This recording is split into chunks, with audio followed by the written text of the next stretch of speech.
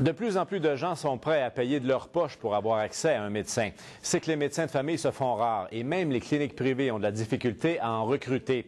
En tout cas, Linda, la clinique privée OptiSoin, elle, en a engagé un, mais après des mois de recherche. Oui, un deuxième médecin omnipraticien se joindra à l'équipe dès la semaine prochaine. Et la clinique qui avait déjà rogé une liste d'attente de 400 patients croit qu'il aura beaucoup de travail. À téléphone, elle a un rendez-vous comme ça, puis il n'y a pas de problème. Depuis 4 ans, Carole Bigonès voit son médecin de famille dans une clinique médicale privée.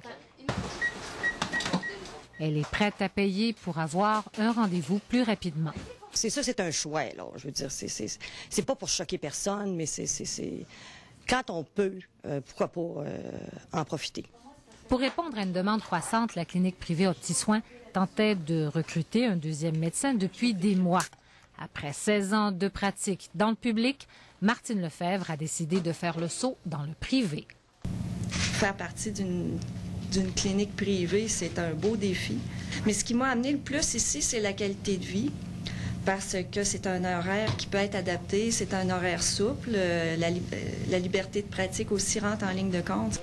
Avec une liste d'attente de 400 patients, la clinique pense être en mesure de trouver rapidement une clientèle aux nouveaux médecins. Avec la demande que nous avons, la liste de patients du médecin, qu'il y en ait une ou qu'il n'y en ait pas, on n'a vraiment pas besoin. On a juste à faire une annonce dans le journal avec le visage du Dr Lefebvre et l'annoncer à la radio puis l'annoncer à la télévision.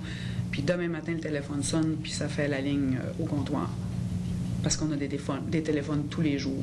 Spécialisée dans la médecine corporative et familiale, OptiSoin se garde bien cependant de vouloir remplacer le système public. Nous, on se considère complémentaires.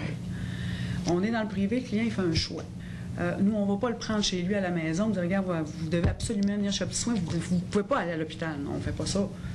Selon l'Agence de la santé, c'est 16 % de la population au Saguenay qui n'a pas de médecin de famille. Avec l'arrivée de ce nouveau médecin, c'est près de 2000 personnes qui pourraient avoir accès à un médecin si elles acceptent, bien sûr, de payer pour ses services.